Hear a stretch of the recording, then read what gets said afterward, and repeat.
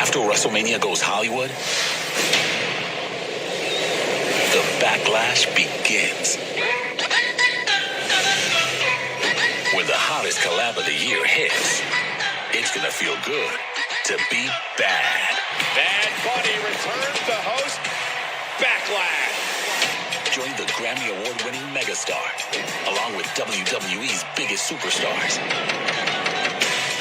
on this island of adventure. Live every sight,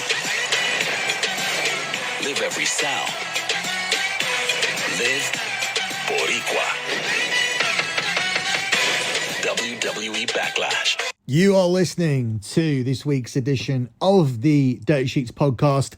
This is your Backlash betting preview. Now, there have been some changes to the plans for this week, so I'm going to run through them for you right now. First of all, this is a simulcast. This is simulcasting on the Dirty Sheets podcast and on the Lock Betting podcast as well. If you're listening on Lock Betting, you're going to get the full show. You don't need to do anything else. If you're listening on the Dirty Sheets, you are just going to get the first few minutes of this show, because I want people to go over to the Lock Betting podcast and subscribe to it and get used to that being the destination where you are going to get your WWE betting previews, your pay-per-view previews with the betting lines are all going to be done over at Lock Betting. So we will do this a few times. We will give you a sample of the show, but we are going to cut off at some point and you're going to have to listen to the rest of the show over on the Lock Betting podcast. This is not your only podcast this week. We still have a show coming with Brad Shepard as promised, but I spoke to Brad and we've decided that instead of previewing the show, because I want to do it from a betting perspective, we instead are going to review the show. We are going to talk about Backlash and other subjects, including the AEW ticket sales or disputed ticket sales for the week, and just generally the type of shit that me and Brad go back and forth with. So we are going to have that conversation still, but we are going to have it in around about 48 hours time. So you are going to get that show as promised. Therefore, this is somewhat of a bonus show here covering the WWE betting lines for Backlash. But let me remind you, this show is going to cut off soon and you will have to listen to the full show over at Lock Betting. If you are already listening on the Lock Betting podcast, then you don't have to do anything. Let me remind you, Lock Betting is completely free.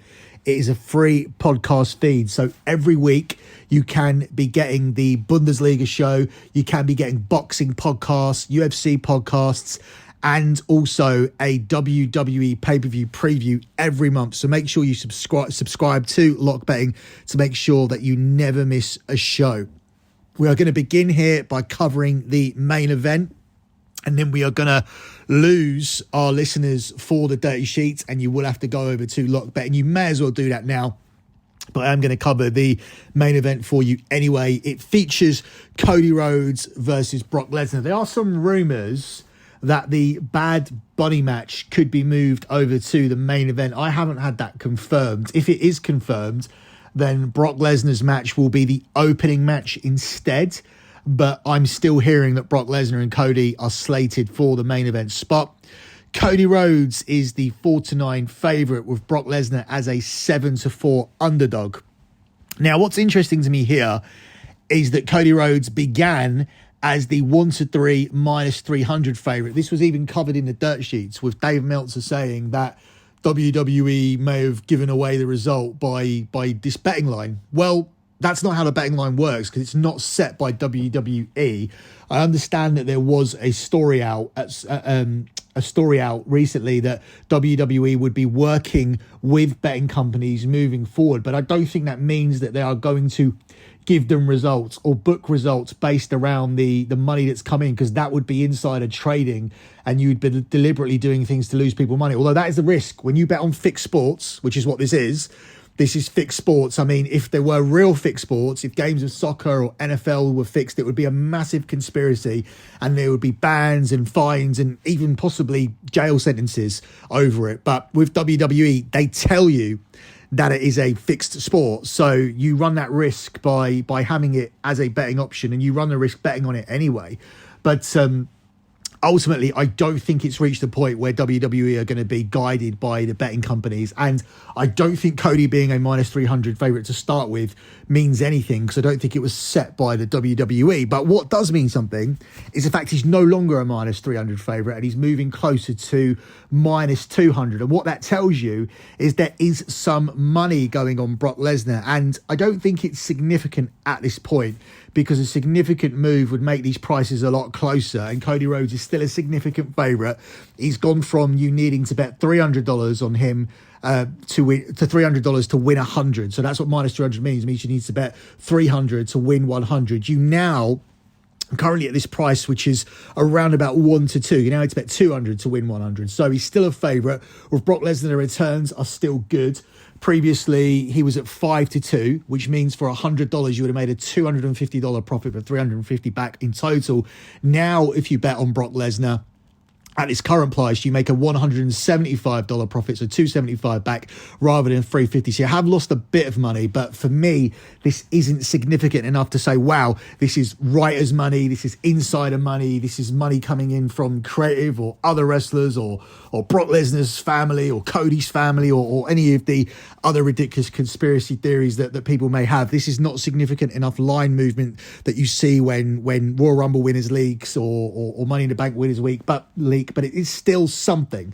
And for me, when I look at the journey that Cody Rhodes could potentially be on, and if he is going to challenge Roman as opposed to winning that other championship, then it has to be a longer road and he has to face more adversity. And he does need to go to the back of the line. And that was something that he said himself. If I lose this match, I'm going to the back of the line. But if he wins this match, is he going to the front of the line?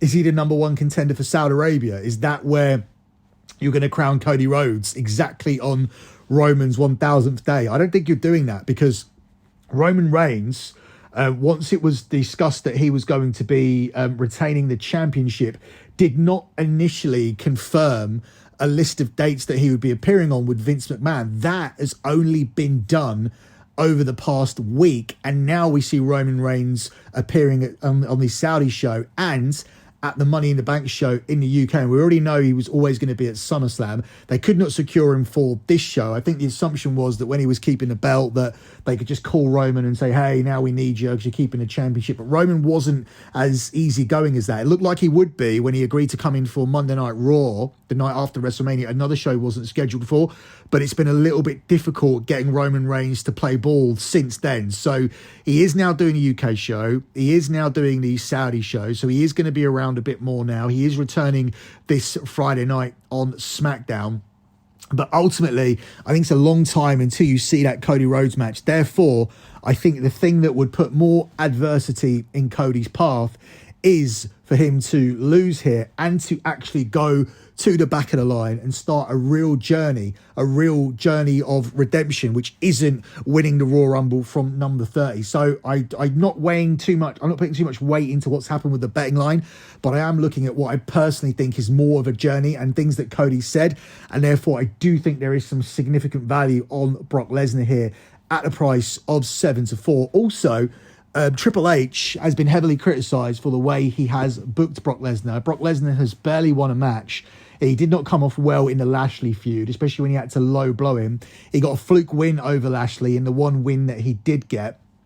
Other than that, he's been beaten time and time again by Roman Reigns when challenging for the belt. And at WrestleMania, he worked a match with Almas.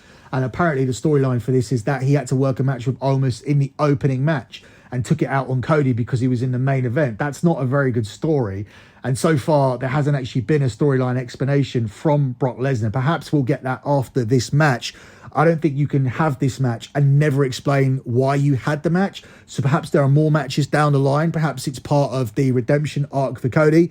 But in order to go down that deep, dark hole where you need to climb a big mountain to get out of it, I do believe that he may need to lose this match. So I'm going to pick the underdog to start off here. I am going to pick Brock Lesnar. And if you are listening on the Dirty Sheets feed, we are now going to lose you because all of the other picks are going to be made exclusively on the Lock betting podcast. So moving on with the show, let's have a look at the rest of the matches here. The match which is in conversation to be in the main event, but ultimately I don't think will be, is Bad Bunny versus Damian Priest. I think Brock Lesnar winning that match would add more weight for this one to be in the main event, because that would be a way to send fans home happy. And I don't think they'd be going home happy if Brock Lesnar wins and Cody loses again like he does at WrestleMania. But at the moment, I've not heard of that happening. Bad Bunny was available at a nicer price at the start of the week, where he was available at 1-3, made him for a good parlay piece, because we know he's winning this match. He's now at 1-6, meaning that at minus 600, you have to put 600 down on Bad Bunny to make a profit here of $100. Probably not worth doing, but I do think he beats Damian Priest, who's the 7-2 underdog. We know the rule of WWE: celebrities never lose. And I certainly don't think the world's best-selling music artist is going to be losing this match in San Juan, Puerto Rico, when he's hosting the event and has sold the tickets. So, yeah, I'm going to go for Bad Bunny here in this one. Up next, we look at Seth Rollins versus Omos. Seth Rollins himself was also available at a better price at the start of the week. He is now at 1-3.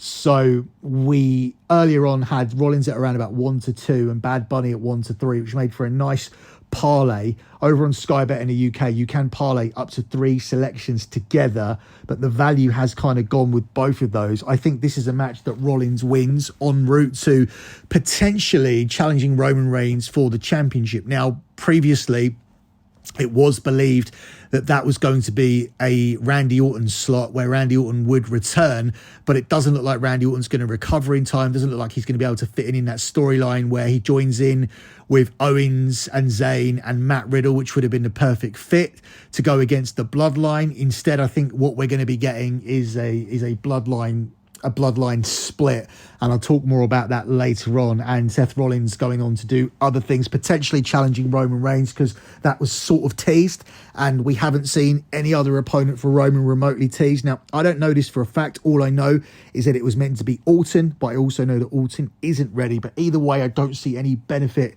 in beating Rollins here in this match. If he was going to lose any match over the last couple of months, it probably would have been to Logan Paul, so that you can give Logan Paul a win I think he needs now. After starting hot in the WWE, he's now lost back-to-back matches against Roman and Seth, so that character is in need of some repair, because Logan Paul has done a couple of jobs, and that could have been a match where I think that Rollins was more likely to lose. I don't think he'll lose here to Omos. Weird match, no build really, but I think Rollins wins it. Up next, we look at a match here where Sami Zayn, Kevin Owens and Matt Riddle go up against the Bloodline. The team of Zayn, Owens and Riddle are the narrow favourites here at 4-6 minus 150. You have to put 150 down to win 100. Or if you bet 100, you can get a £67 profit here in the UK. That's what 4-6 means. It's 5-4 here on the Bloodline. I don't see the point of the Bloodline winning here. We're very much moving towards the Usos being in trouble with Roman Reigns. We've had the moment teased where Paul Heyman keeps saying tonight is the night, as Solo Sikoa keeps looking at his thumb. Try saying that to a non-wrestling fan. Keeps looking at his thumb. So I think we're going to be looking at Solo Sikoa taking out his brothers and the Bloodline being split, and that could potentially come after this loss. Obviously, Roman Reigns is going to be around on Thursday to address whatever happens. Perhaps they lose here and they do the full turn on the Usos on Friday, and then perhaps one of the Usos could be set up as the challenger for Roman Reigns. I know a lot of people want to see Jey Uso again. I do think that's a longer term story, and you can do it at a bigger pay-per-view with a longer build. I think doing it at Saudi is a little bit too quick at the moment, but ultimately we don't have an opponent for Roman who would make sense at this point. It would be a case of shoehorning in Seth quickly. Randy Orton would come in immediately and get a shot, or we go with Jey Uso. I can't really think who else we'd go with. I mean, you could do Cody, but again, I don't think that really makes sense. Whether it be Cody winning in Saudi, that seems to be a little bit less meaningful than winning at Mania. I understand you want to get Roman to 1,000 days, but if it comes at the expense of changing the belt in front of the Saudis, who are more of a tepid crowd than WrestleMania, who people have paid a lot of money, who should be more prioritized, that would not make any sense either. So I don't think it will be Cody, which is why I think he may lose to Brock. But yeah, I think it's all going to go down on Friday, and I think it will come off the back of Sami, Kevin Owens, and Matt Riddle winning this match. The United States Championship match sees Austin Theory as the favourite of 4-7, Bronson Reed at 3-1, and Lashley at 3-1. Theory's a clear favourite, and the other two can't be separated. And I actually think there is value in this line on Austin Theory. Austin Theory drafted as a high draft pick to SmackDown. He's going to take the US title over there. Bobby Lashley is over there as well, so he could win the US title here and be the US champion on SmackDown. But I think with Theory's high draft pick and the win over John Cena, I think there's plans for him over there, and I believe he will keep the US title. So at 4-7, which is you needing to bet 100 to win £57. I believe that he's worth backing there, despite being a very short, well, not a very short favourite, but a modest favourite, shall we say, for this one. The final two matches have very, very short favourites. You have Bianca Belair as a 1-6 minus 600 favourite against Io Sky, who's at 7-2. And then you have Rhea Ripley as a -10, -1,000 favourite. It means you need to bet 1,000 to win 100 against Zelina Vega. Ultimately, both of those two ladies win. Rhea Ripley is not losing her title against Zelina Vega, even if this is in San Juan, Puerto Rico. And Bianca Belair is not losing to Io Sky. So I think all those championships remain as they are. I don't think any championships are remaining on this show, which kind of makes it sound irrelevant. But after seeing that crowd last night on SmackDown, I think this is going to be a fun show either way. And I'm looking forward to it. And I do think it will be somewhat relevant, and we'll have some decent storyline progression coming out of it. My lock here for the show, which is my free bet that you should bet on, I'm going to go for Kevin Owens, Sami Zayn, and Matt Riddle to win their six-man tag team match against the Bloodline, Solo Sikoa, and the Usos. This selection is available for you at the price of 4-6, so -150. What that means is you need to bet $150 to make a 100 profit. So if you put 150 down on this selection, you will end up walking away with 250. I think this is going to be the outcome, and I think this is going to lead to whatever Roman's doing on Friday night, which I think will be the end of the Usos leaving the Bloodline, and maybe even potentially being drafted to Monday Night Raw. Perhaps Paul Heyman has the powers to negotiate a trade. Perhaps they get traded for, perhaps they say that they get traded for Cody Rhodes. Maybe this is how you get Cody Rhodes over on SmackDown. Perhaps you get the Judgment Day over on SmackDown, because remember in the draft, Rhea Ripley was separate from the Judgment Day, and Sikoa, Heyman, and Reigns were separate from the Usos. That looked like it was going to be something, but in the end it was a swerve on top of a swerve, because all the groups ended up together. Perhaps something will happen by way of a trade, because they spoke about trades, but we haven't seen any trades, and you could potentially see the Usos traded away. Roman basically saying, "You're losers. I don't want anything to do with you." But I think before we see that, because wrestling fans are quite simplistic, I think we need to see something physical. And I think we could see their physical exit from the Bloodline here on Friday night, with Solo Sikoa finally delivering the blow on his brothers in front of Roman Reigns. So that's it for me and this Backlash preview. To get all of my official bets, you can get them in two places for wrestling. First of all, you can go to lockbetting.com. Lockbetting.com is my website that has delivered 119 months in a row of transparent track profit. What that means is, and I will do this, if I make a profit this month, I'll have 120 months in a row of transparent track profit, which means I've been undefeated in sports betting every single month for an entire decade. That would be an incredible accolade for me. I think it'd probably be the biggest accolade of my life, bigger than being on some silly reality TV show. I would be more proud of that than anything else, and I am just 4 weeks away from being able to say I've done it. Or if you just want to get wrestling picks and UFC and boxing picks, there is a combat pack available over at thedirtysheets.com. If you just want to get your wrestling news, you can also go to thedirtysheets.com and subscribe to a lower package.